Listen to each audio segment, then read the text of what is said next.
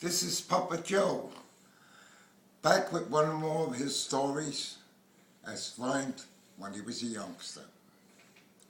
This man was driving along on this very dark road, and he wasn't familiar with this road. So, as he's going along, all of a sudden he gets a flat tire. So he gets out of the car and he opens the trunk, but he realizes something. He has a spare tire, but he don't have a jack. So he's saying to himself, well, what am I going to do now?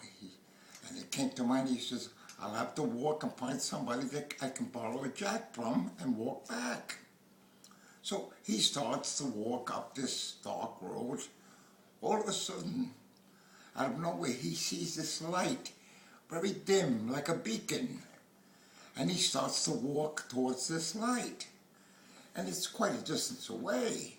So as he's walking, he says, I'll knock on his door. He says, and nice man, he says, and I'll explain my dilemma, and I'll borrow that jack from him. He says, and maybe he's kind enough, he'll even drive me back.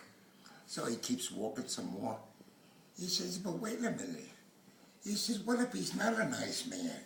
He says, and all of a sudden, he just says, no, I'm sorry, I can't help you.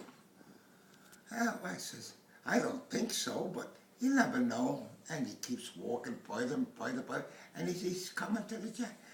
Then he goes back, he says, well, he could be still. He says, he could be a nice man, he says, but you never know. He says, he says, maybe he'd be generous. He says, and he's got a car. He says, and he could drive me back with the jack. He says, gee, I'd be very beholden to him.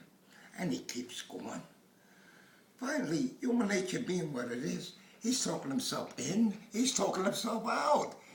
Finally, when he gets up to the door, he's so disgusted, he knocks on the door. So the man says, who is it? He says, you know what? He says, you take that jack and you shove it.